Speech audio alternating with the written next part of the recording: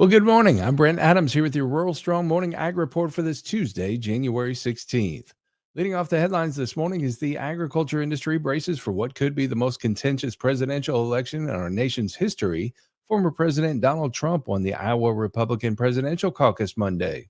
By 8:53 p.m. Central Time, the Des Moines Register reported that Trump had been declared the winner with 52.76% of the vote. Ron DeSantis and Nikki Haley battled for second with 19.99% and 18.69%, respectively. That was with an estimated 38.3% of the vote counted. By 1 a.m. Central Time this morning, with approximately 99% of the votes counted, Trump had garnered 51% of the vote to DeSantis' 21.23% and Haley's 19.12%. The Register reported that the win didn't come without controversy, as DeSantis accused the media of election interference for calling the win for Trump before many in the state had voted and before many precincts had even reported.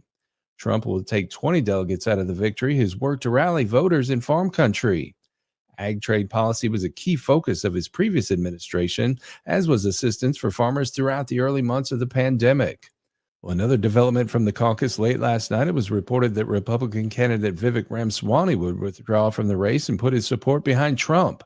He finished fourth on Monday with about 7.7% of the vote. Well, the USDA began accepting applications for the Continuous Conservation Reserve Program sign-up on January 12th. The Farm Service Agency encourages agricultural producers and landowners interested in conservation opportunities for their land in exchange for yearly rental payments to consider the enrollment options available through Continuous CRP. It also includes the Conservation Reserve Enhancement Program offered by FSA partners. Additionally, producers participating in CRP can reapply to enroll if their contracts expire this year. Whether a producer wants to focus on water quality benefits or work with one of the FSA's partners to address natural resource concerns in their area, the program offers many options to help meet those resource conservation goals, said Administrator Zach Ducheneau. To submit an offer, producers and landowners should contact their local FSA office by July 31st.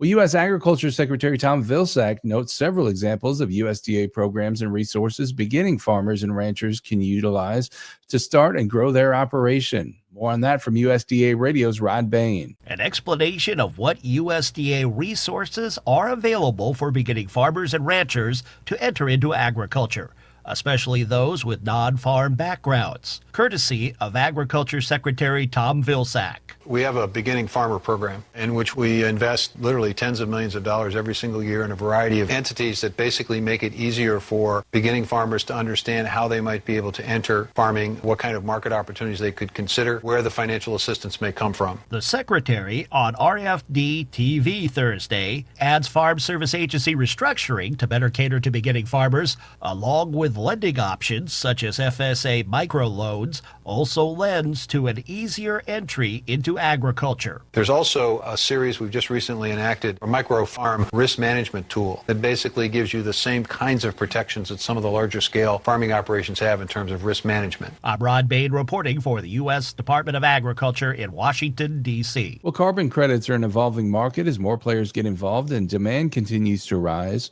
So how do you know that you're making the right decision when or if you decide to enter the carbon market on your farm? Travis Kraft, Director of Sales for Indigo Ag in the carbon market space, offers some perspective. But first, he talks about Indigo Ag's start in the carbon market. 2020, 2021, we really started to look hard on how our products were performing in the industry, but also how growers were transitioning. At the ping word at that time was regenerative ag, right? How do we get involved with that? What changes can we help make through cover cropping, through grazing livestock, through tillage, different things like that? But as we got into remote sensing data and really getting deep into soil science, that's when it really got special from a standpoint of we can help make real tangible change and show the data behind it and assist that grower or whoever we're working with the correct information to help maximize their efficiencies and get past where they may be stuck at. Indigo Ag works directly with farmers and others in the industry through their carbon product. We have a program where a grower enrolls with us, and then we do all the data measurements. We then go and sell the credits on their behalf. They get 75% of that credit up front, and then it stacks year over year over year for as long as they're in the program. So every time they make a practice change, every time that they do something more, sustainable on their farm, it continues to bump that payment up year over year over year. So there's no tangible thing that you can hold for carbon. I think that's what's the biggest misnomer in the industry, is that we're all thinking of that this stuff is in the ground, right? And who's monetizing it, who's paying for it, is the government involved, is they not involved? There's so many swirling questions, and it's really pretty simple. The big question farmers have is, how much is their carbon worth? There is multiple metrics to actually talk about whether you are at risk of a reversal, meaning that you could let carbon back into the atmosphere, or you have a permanence factor, meaning it's going to go deep into the soil. The more your permanence factor goes up, the higher that carbon credit is worth. So whether you're sitting at $37, $47, $57 a credit, the longer that thing stays in the soil, or the more practices that you can prove that you've done over time, the higher that credit value would be worth today and in the future as well. If you're just currently just turning and turning and turning, the value of those credits is going to be very little. You can look at any other industry. There are over 175 different carbon credit financial models in the world. Ag fits a very small space, only 8% of the entire market, but they're worth the most because they have the largest amount of opportunity to sequester that much more carbon. That's Travis Kraft, the Director of Sales for Indigo Ag in the carbon credit arena. He reminds you to ask yourself some important questions before getting involved in the carbon market, such as knowing where the money flows. He says right now growers are in a good position where the demand for carbon credits is high, but the supply is low, as farms contemplate whether or not it's a good idea to jump in. And finally, this morning, in light of one of the warmest years on record in the United States, how did precipitation totals for the year compare? Here one final time is Rod Bain. What were some of the climate contributors to a warm 2023, the fifth warmest on record based on average mean temperature?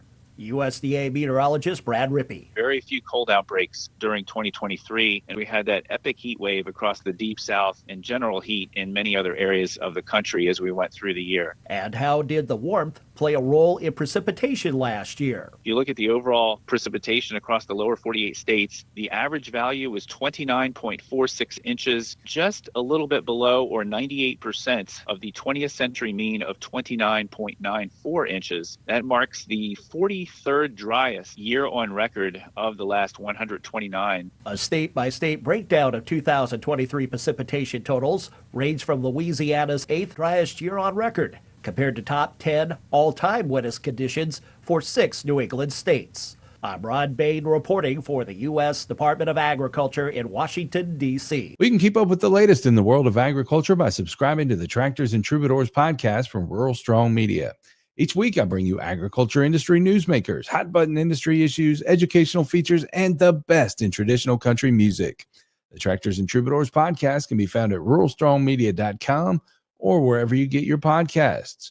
We also invite you to join us daily on Rural Strong Radio, our 24/7 streaming radio station found at ruralstrongmedia.com or on the Live 365 streaming radio app for your mobile device. Each day, we bring you our award-winning agriculture programming, as well as the best in traditional country music mixed in with a little bluegrass, western swing, southern rock, and inspirational music. Again, the place to find Rural Strong Radio is ruralstrongmedia.com or the Live 365 streaming radio app. We're portable, so take us with you everywhere you go while you're working on the farm or ranch. Let's get through the workday together. Well, I'll be back again tomorrow with another Rural Strong Morning Ag Report here on Steve Shetler Media. Make it a great day, everybody.